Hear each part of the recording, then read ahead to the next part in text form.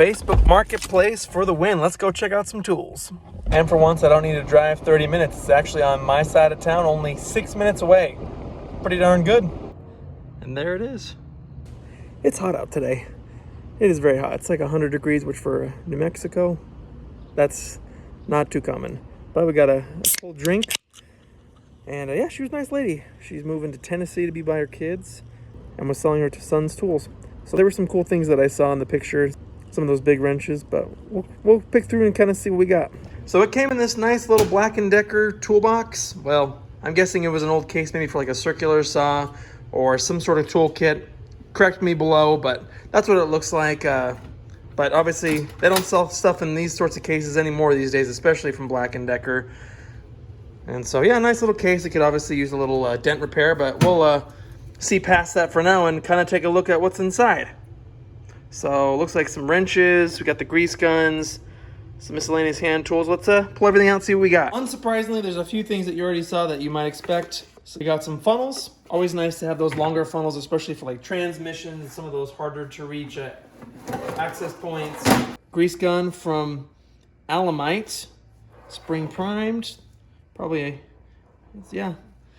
So we got some old grease in there, but it's a hefty grease gun, that's for sure. Here's another one.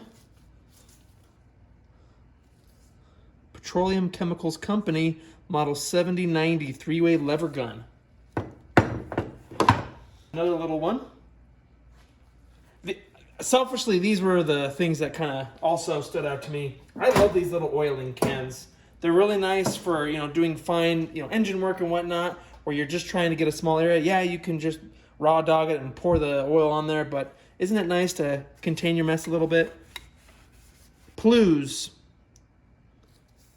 Made in the USA. Yeah, nice little oilers right there. And this is the second thing that I was really excited about. These wrenches, which covered in some sort of paper, tape, whatever, probably to designate who they belong to. But this is a 32 millimeter wrench from Proto. So very, very good branded tool, 30 and 32. But that wrench in and of itself paid for this whole lot, in my opinion. Oh, looks like we have another one here, 1 1/4, which I don't think I have. I'll have to double check. But Proto, again, nice brand. Action 15/16, which is a brand that I've run across, but I'm not personally familiar with. So if you know anything, please do share. Oh, a line wrench. Did not see that. ATS. Forged steel from Canada. So thank you to our friends up north for that. A couple more things. We have a little wrench from guessing Cal Tools. USA tool. Oh no, this is from Japan. Never mind. Getting corrected left and right. Little standard wrench, no namer. This is from Taiwan, nothing fancy. Oh, here we go. A nice assortment of different sockets from Cal, Craftsman, spark plug socket. Oh, wow, okay, there you go, Snap-on. Snap-on fanboys are now happy. Thorson. I mean, for 20 bucks, people, you gotta temper your expectations, but this is a pretty much exceeding mine so far. Another Thorson Husky, and they're all pre-greased, so they're rust-free. Cal, Craftsman.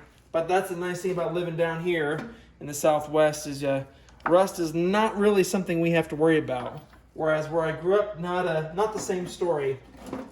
And then these little offset wrenches from probably Harbor Freight or something, but a ratcheting wrench is, comes in handy. So, oh, look at that. It's probably a complete set. Look at that. Very cool. Last couple things. Screwdriver. Pratt Reed, USA. Another little funnel. Socket. Oh, a little ratchet. From Cal. See, that's what I was saying. That other one was from Japan. This one's from the USA. And it works, but it's barely working. We have another little socket from Craftsman. Another, well, this is an extension from who knows who. USA Torx bit. And then Yeah, these are nice. Some nice hinges from Stanley. Good old Stanley. And just some miscellaneous stuff and a hook. So yeah, not too bad for 20 bucks, I'd say.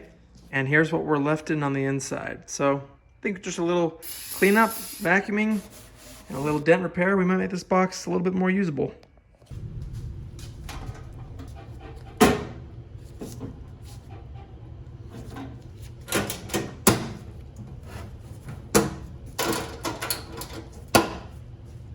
I need your ideas. What kind of things should I use this toolbox for? I hate just throwing random stuff in there, but if there's a good use for this case, let me know. I'd appreciate the feedback. Thanks for watching, like, and subscribe, and I'll see you in the next video.